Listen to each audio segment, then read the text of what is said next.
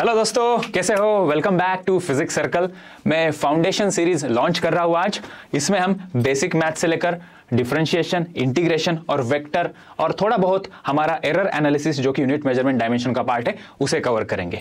इस video series को मैंने 15-15 मिनट के बीट्स में स्प्लिट कर दिया है। इस लेक्चर में exponent and power and logarithm हम पढ़ेंगे।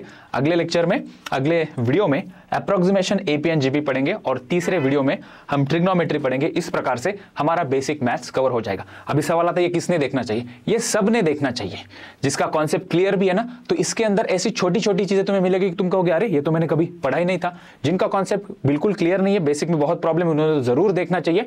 और मैं तो कहता हूं सब लोग देखेंगे तो हमारे बेसिक में कभी सिली मिस्टेक भी नहीं होंगे। तो चलो शुरू करते हैं हमारा बेसिक मैथ्स का फाउंडेशन सीरीज। इसमें हम एक्सपोनेंट एंड पावर और लॉगरिथम पढ़ेंगे। तो शुरू करते हैं। देखो बच्चों, छोटे छोटे से ही पॉइंट है, इसको इकट्ठा करते हैं। स्टार्ट करते हैं फ्रॉम रूल ऑफ पावर। ठीक है, if a power of any number is non zero number is zero, मतलब अगर 2 की पावर अगर 0 है इसका आंसर आएगा 1। ठीक है, एक बात याद रखो बच्चों, इसको ना बेस कहते हैं और इसके ऊपर जो लिखा हुआ है ना इसको कहते हैं हम पावर। और पावर या इसको दूसरा शब्द क्या है? एक्सपोनेंट है। ठीक है, तो बेसिक जानकारी आ गई।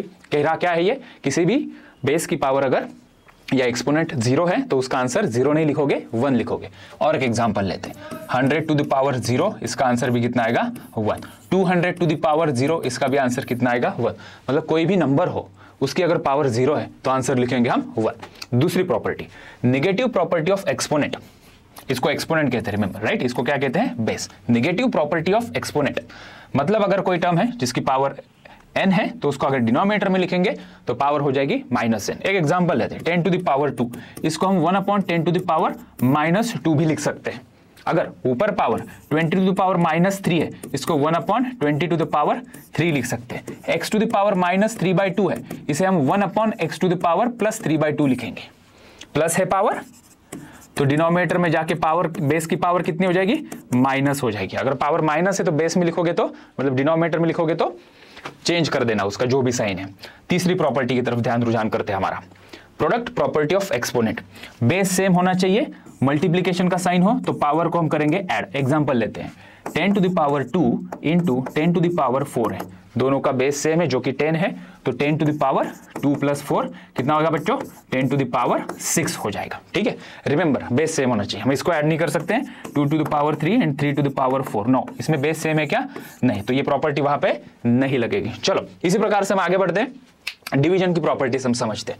मतलब अगर बेस सेम है और दोनों नंबर डिवीजन में है तो आप हम यूज करेंगे subtraction. 10 to the power 2 upon 10 to the power 4, तो ये हो जाएगा 10 टू द पावर 2 -4। कितना होगा? 10 टू द पावर -2, है ना। ओके, और कोई दूसरा example, 10 to the power -4 upon 10 to the power -3। देखो दोनों जो टर्म्स है उनका बेस सेम होना चाहिए। हम repeating the same thing, 10 to the power -4, नीचे है माइनस ऑफ -3, तो हो जाएगा 10 टू द पावर -4 + 3, कितना होगा? 10 टू द पावर -1, है ना। आसान, ठीक है। और आगे बहुत मजा आएगा बच्चों, ये तो अभी खाली शुरुआत है। ठीक, तो यहां पे हम देखेंगे x to the power n और ब्रैकेट के बाहर m लिखा है, मतलब 10 to the power 4 to the power 2 है, तो मल्टीप्लाई कर देंगे, 4 × 2 कर दो, 10 टू द पावर कितना हो गया? 8 हो गया। ठीक है, एक नंबर लेते हैं वेरिएबल के साथ, x टू द पावर 3 और वहां पे ऊपर है 1/2, तो क्या करेंगे हम? x टू द पावर 3 × 1/2, जिसको हम x टू द पावर 3/2 भी लिख सकते हैं, या अगर हम चाहे तो इसको x टू द पावर 3 लिखे, ये जो 1/2 है उसका मतलब क्या होता है? √, ऐसा भी लिखा जा सकता है। थोड़ा और सिंप्लीफाई कर ही लेते हैं ना, अब यहां तक आ गए तो क्या होगा? ये x √(x) हो जाएगा। जैसे लिखा हमने x³ को x² × x किया, अंडर रूट के अंदर x² बाहर आके x हो गया और रूट के अंदर x बचा। ठीक है, जस्ट सिंप्लीफिकेशन। फ्रैक्शन एक्सपोनेंट, अब ये हो ही गया। यहाँ पे फ्रैक्शन एक्सपोनेंट का मतलब क्या है? जैसे कि x टू द पावर 3 और बाहर 1/2, तो दोनों को क्या कर देंगे? मल्टीप्लाई, जो मैं यहाँ पे एक्सप्लेन कर रहा था। ठीक है, मल्टीप्लीकेशन एंड डिवीजन, ये ना डेसिमल बच्चों मुझे बिल्कुल पसंद नहीं है। डेसिमल आया तो ऐसा लगता है कि कैलकुलेशन में ना थोड़ा भी टाइम लगेगा, तो कुछ नहीं करना है, डेसिमल को हम फ्रैक्शन में कन्वर्ट कर लेंगे। क्या करेंगे? 0.5 को अगर मैं 10 से मल्टीप्लाई करता हूँ, 10 से डिवाइड करता हूँ, तो कितना हो गया? ये 5 / 10, है ना। तो 5 / 10 इज नथिंग बट 0.5, तो 0.5 को 5/10 लिख सकते हैं, multiply by 10 and divide by 10। यहाँ पे बताओ 0.6 × 10 डिवाइडेड बाय 10 कितना हो गया? 6 / 10। 0.6 × 10 एक डेसिमल यहाँ पे आ गया। 0.6x है ना, इस बार 100 से मल्टीप्लाई करो और 100 से डिवाइड करो ताकि ये फ्रैक्शन में 66 डिवाइडेड बाय क्या हो जाए? 100 हो जाए, ठीक है। 1.25 100 से मल्टीप्लाई करो, 100 से डिवाइड करो, ऐसा नहीं चलता है इसकी सिर्फ 100 से मल्टीप्लाई करेंगे। किसी टर्म को अगर हम मल्टीप्लाई कर रहे हैं किसी टर्म से तो उसको डिवाइड भी करना पड़ेगा सेम टर्म से। तो 1.25 को 125 लिखेंगे, डिवाइडेड बाय कितना हो गया 100, ठीक है। और आगे भी सिंप्लीफाई कर सकते हैं। तो ये प्रैक्टिस कर लेना, मल्टीप्लिकेशन डिवीजन में अगर कभी डेसिमल आता है तो उसको मल्टीप्लाई डिवाइड बाय हम सेम टर्म करेंगे। चलो आगे बढ़ते हैं, इन्फिनिटी को समझते हैं। इन्फिनिटी मतलब जो डिफाइन नहीं है, ठीक है, जो डिफाइन नहीं है, जिसको सिंबॉलिकली इन्फिनिटी इस सिंबल से हम लिखेंगे। जैसे गॉगल का मेटा का सिंबल यही है ना, फेसबुक मेटा यही सिंबल है ना, ठीक। अच्छा, अगर इसको हम मैथमेटिकली लिखेंगे तो 1/0 लिखेंगे। 1/0 को इन्फिनिटी कहते हैं। इन्फिनिटी का मतलब है कि जो टर्म डिफाइन नहीं है। अब इसकी एक्सपोनेंट की प्रॉपर्टी जान लेते हैं, ठीक है। ये कोई कांस्टेंट है ई, जिसको यूलर्स कांस्टेंट भी कहते हैं। 2 पॉइंट उसकी कुछ वैल्यू होती है, ठीक है। अच्छा, तो e to the power infinity का आंसर कितना आएगा, इन्फिनिटी। अच्छा, क्या प्रॉपर्टी कहती है, e to the power infinity का आंसर क्या आएगा, इन्फिनिटी। मतलब कोई भी पावर, किसी भी कांस्टेंट की पावर अगर इन्फिनिटी है तो उसका आंसर कितना आएगा, इन्फिनिटी, ठीक है। e की वैल्यू याद रखो, वो होती है 2.71, ठीक है। आगे काम में आएगा हमें, ठीक है। e को क्या कहते हैं, एक कांस्टेंट होता है ये, और जिसका नाम है यूलर्स कांस्टेंट। यूलर मैथमेटिशियन था, उन्होंने ये कुछ कांस्टेंट के बारे में बताया। लॉग के अंदर भी इसका इस्तेमाल करते हैं बाय द वे, ठीक है। अच्छा, अगर 2 to the power minus infinity तो क्या करेंगे सर, उसको डिनोमिनेटर में लेकर जाओ, 1/2 to the power infinity. Anything to the power infinity का आंसर कितना आता है, इन्फिनिटी ही आता है। तो 1/∞ का आंसर होगा 0। दो प्रॉपर्टी हमने समझी, ठीक है। अगर किसी की पावर इन्फिनिटी है तो आंसर होगा इन्फिनिटी, अगर 1/∞ तो आंसर कितना होगा 0, ठीक है। So 100 to the power infinity क्या लिखेंगे हम, infinity. 1/100 to the power infinity क्या होगा, तो हमने कहा 1/100 to the power infinity. 1/100 to the power infinity, 100 to the power infinity को इन्फिनिटी लिखेंगे, एंड 1/∞ क्या होता है, 0। सो रिमेंबर क्या बोला, 1/∞ का आंसर कितना लिखेंगे, 0।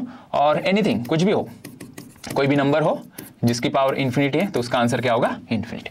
1/∞ is 0, anything to the power infinity is infinity, ठीक है। आगे बढ़ते हैं, अब हम लॉग की तरफ बढ़ते हैं बच्चों। लॉग का मतलब समझते हैं। लॉग टेबल नहीं यूज करना हमें, लॉग की बेसिक प्रॉपर्टी समझनी है और कुछ वैल्यूज हमें याद रखनी है। अभी लॉग का मतलब क्या होता है, जैसे कि 2 को मैं कितने से मल्टीप्लाई करूं तो मेरा आंसर आएगा 8।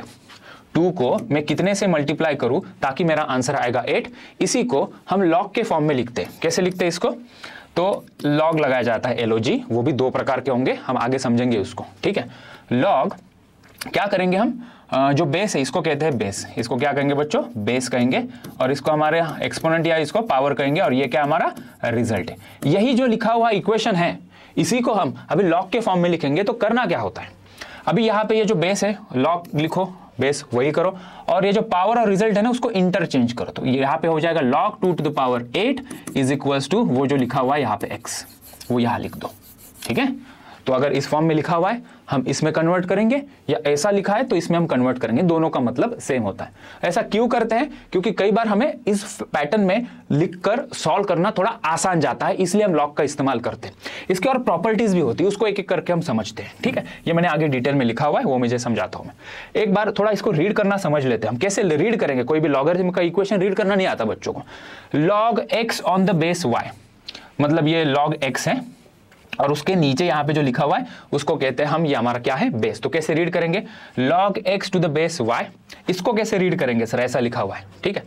log x to the power n to the base y, x को पहले डिनोट करेंगे जिसकी पावर n है, तो log x to the power n base y, ठीक है। इसको कैसे लिखेंगे, log x to the base y to the power n, log base to the x, log x base to the y to the power n। इस प्रकार से इसको हम रीड करेंगे, ठीक है। चलो आगे समझते हैं इसको डिटेल में।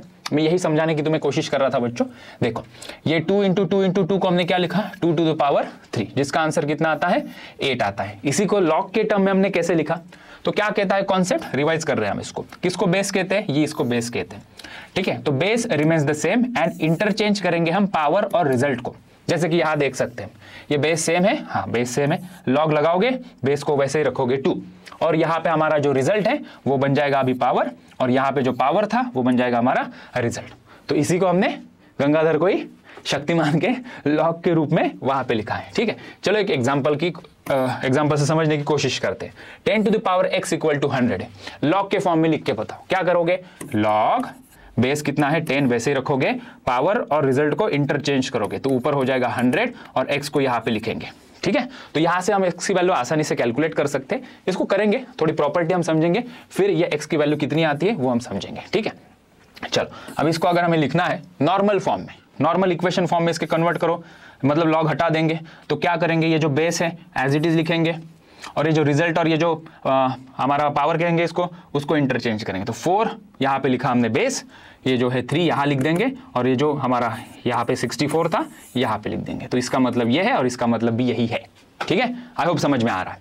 आगे बढ़ते हैं, चलो यहाँ पे हम अब कुछ प्रॉपर्टी की जानकारी लेंगे। पहली प्रॉपर्टी लॉग के बारे में, अगर कोई नंबर है हमारा, लॉग के आगे कोई नंबर है और जिसकी पावर 1 है तो उसका आंसर हम लिखेंगे 0। मतलब लॉग के आगे 5 है, 5 एक नंबर है और उसकी जो पावर 1 है तो इसका आंसर क्या होगा 0।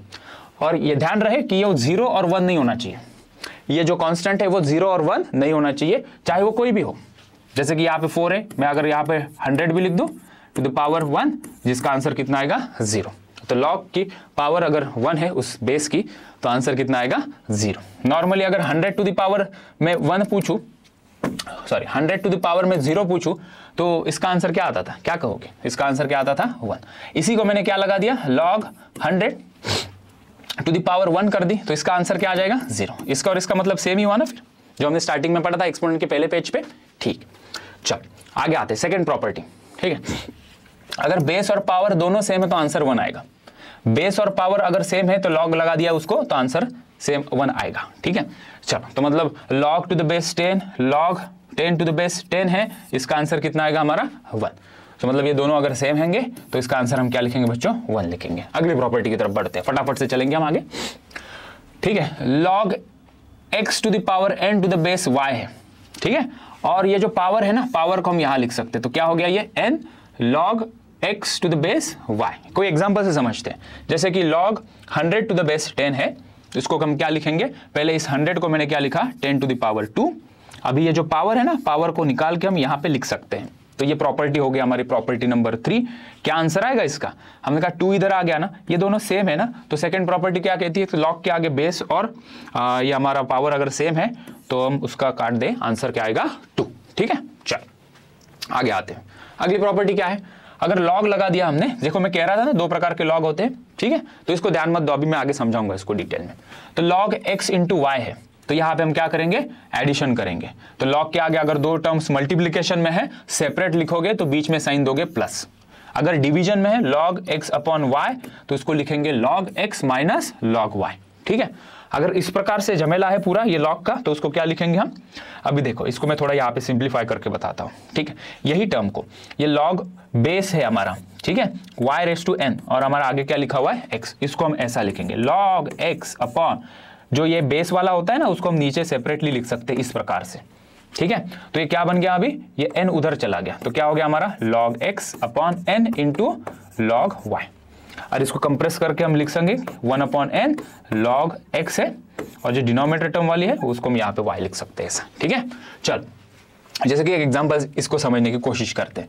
देखो बेस में 100 है, ठीक है, और log 10 है हमारा, तो इसको मैं log 10 अपॉन log 100 ऐसा लिख सकता हूँ। ठीक है, अभी हम क्या करेंगे, न्यूमरेटर वाला जो log 10 है छोड़ दो उसे, वैसे ही रहने दो। ये जो log 100 है 10 टू द पावर 2 लिख सकते हैं। अभी वो प्रॉपर्टी क्या कहती है पीछे वाली, यहाँ पे जो 2 है वो जो पावर में आ जाएगा उसको यहाँ लिख देंगे। तो ये कितना हो गया, ऊपर का log 10 नीचे 2 log 10। ठीक है, तो log 10 कैंसिल हो गया बच्चों, इसका आंसर क्या आ जाएगा 1/2, जिसको हम 0.5 भी लिख सकते हैं। तो ये बेसिक प्रॉपर्टी हो गई। आगे चलते हैं, जिसकी हमें बात करनी है। 2 प्रकार के लॉग होते हैं, एक होता है नेचुरल लॉग और दूसरा होता है कॉमन लॉग। ठीक है, बड़ी सिंपल सी पहचान है बच्चों, ज्यादा कंफ्यूज होने की बिल्कुल भी जरूरत नहीं है यहाँ पे। नेचुरल लॉग मतलब जिसके बेस में ई हो, मतलब लॉग के बेस में ई हो तो उसको नेचुरल लॉग कहते हैं।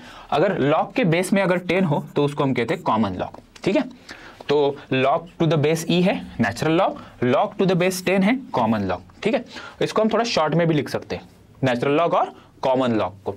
कॉमन नेचुरल लॉग को शॉर्ट में लिखेंगे तो पूरा log ई लिखने की जरूरत नहीं, सिर्फ ln लिख दो। ln लिखा मतलब बेस में कौन होगा, e होगा लॉग के। अगर हमने सिर्फ log लिखा है मतलब बेस में बाय डिफॉल्ट क्या मतलब होगा इसका, 10 होगा। ठीक है, चल तो log to the base e है मतलब इसको log x लिखोगे, ln x बोलेंगे इसको। अगर log टू द बेस 10 है तो इसको log वाला log लिखेंगे। ठीक है, ये लिखा है मतलब बेस में 10 है, सिर्फ ln लिखा है तो बेस में क्या होगा, e होगा। ठीक है, चल अभी 2-3 नंबर हम याद रखेंगे। ठीक है, अगर हमारा नेचुरल लॉग है जो e वाला बेस है उसको हमें 10 वाले बेस वाले लॉग के अंदर जिसको कॉमन लॉग कहते हैं उसमें लिखना है तो हमें 2.303 से मल्टीप्लाई करना है।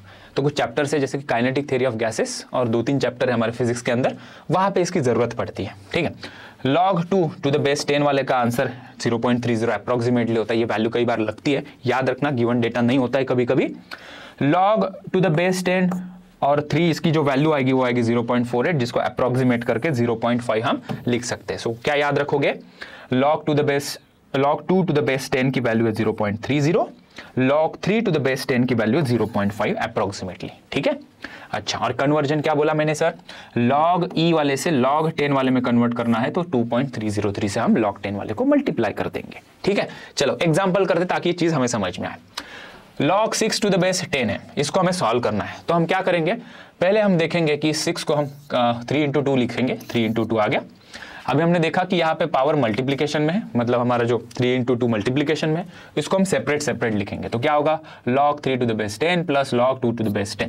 ठीक है, इसकी कुछ स्टैंडर्ड वैल्यू है ना, कितनी बोली थी हमने 0.5, इसकी कुछ स्टैंडर्ड वैल्यू क्या बोली थी हमने 0.3 यहाँ पे देख सकते हो, ये वैल्यूज हमने यूज की, उसकी दोनों याद रखोगे। कितना आएगा 0.8 बराबर। ओके, अगले एग्जांपल की तरफ बढ़ते। log 5 बेस 10 क्या लिखोगे इसे, मतलब मैं 5 को कन्वर्ट करूंगा 10/2 और डिवीजन है तो यहाँ पे साइन क्या आएगा, नेगेटिव का।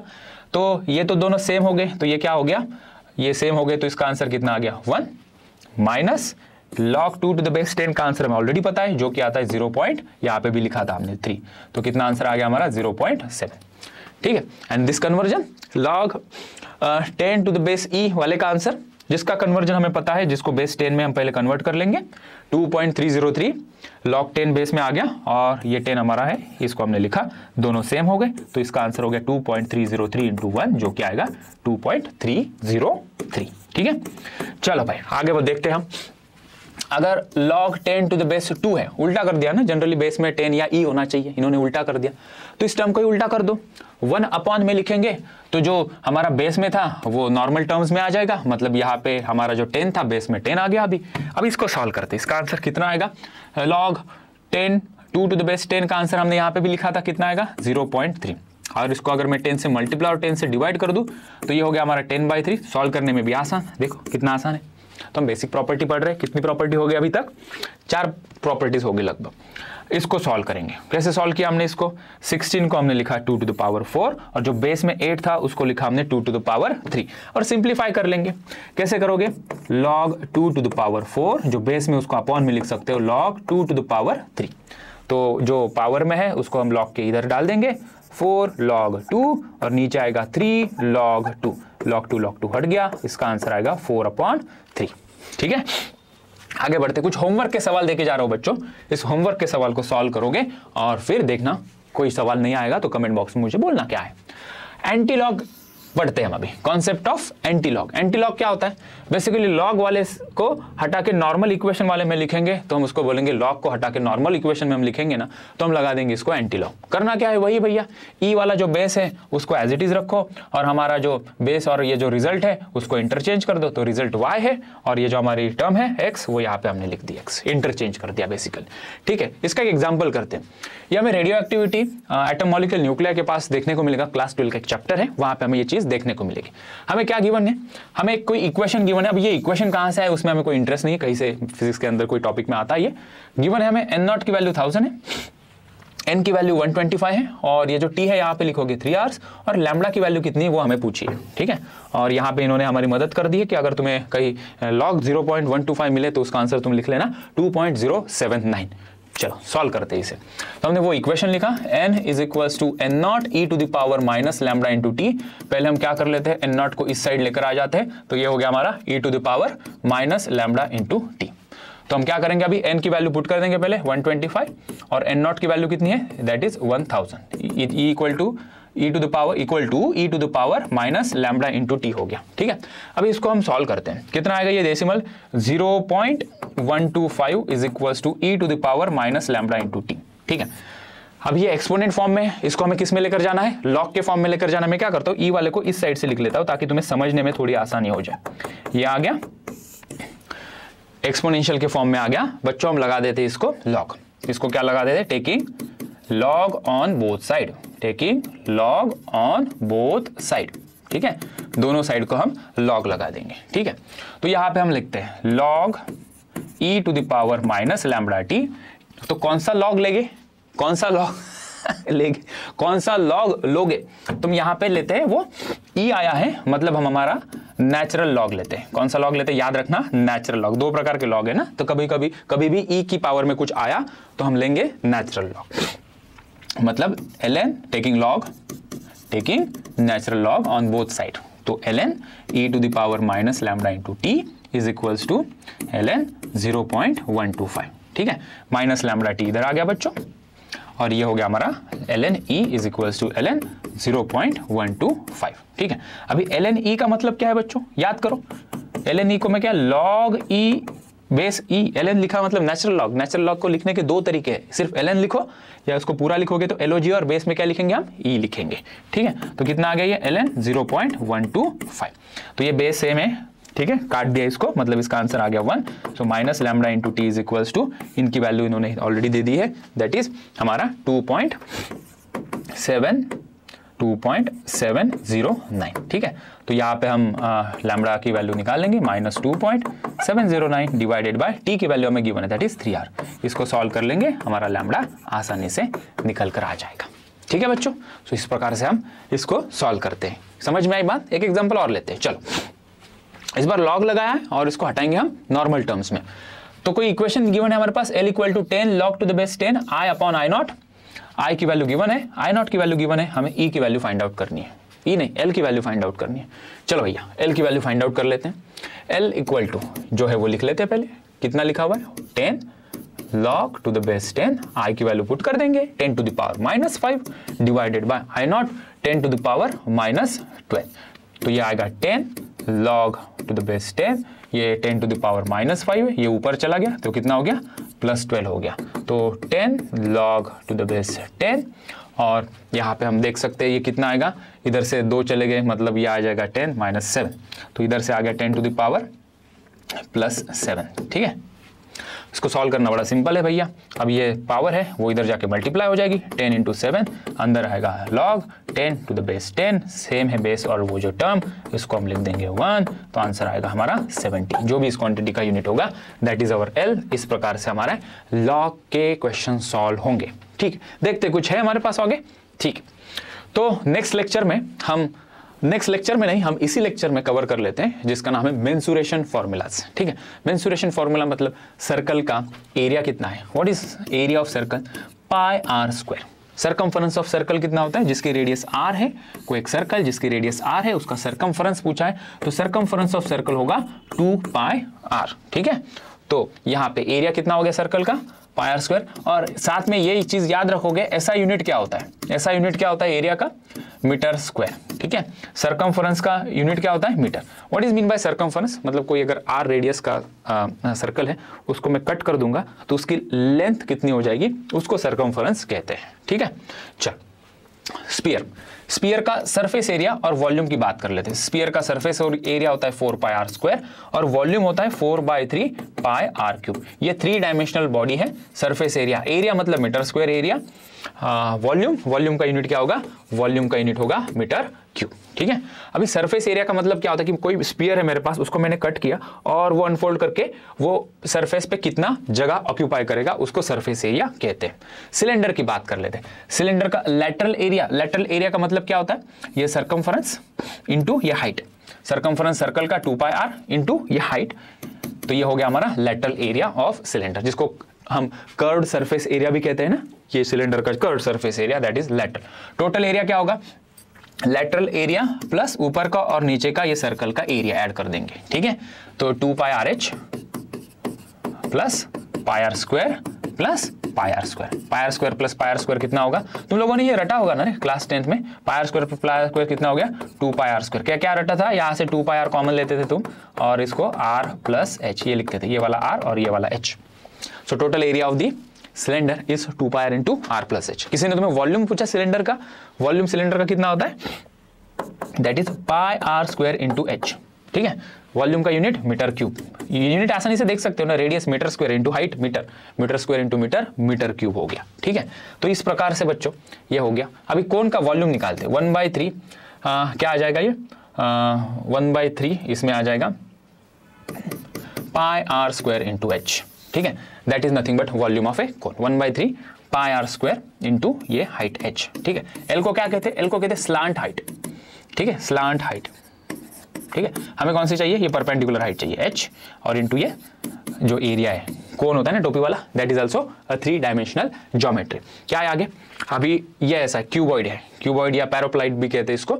इसका वॉल्यूम निकालते हैं, इसका वॉल्यूम क्या होगा, वॉल्यूम होगा L into b into h, और लेटरल एरिया, लेटरल एरिया मतलब इन जो सभी साइड्स का जो भी एरिया है उन सबको ऐड कर देंगे। कितना होगा, ये ऐड करेंगे, नीचे वाला ऐड करेंगे, इधर वाला ऐड करेंगे, उसके इस साइड वाला ऐड करेंगे, वो पीछे वाला ऐड करेंगे, बराबर। तो टोटल कितना हो गया ये वाला हो गया L इंटू बी प्लस इधर का ये 2 बार होगा ना पीछे का और आगे का, plus 2 into b into h, plus मतलब ये दोनों साइड हो गई, ये 2 साइड हो गई, ऊपर और नीचे की साइड होगी, ये वाली और ये वाली। कितना होगा ये L इंटू बी 2 बार, L इंटू बी 2 बार।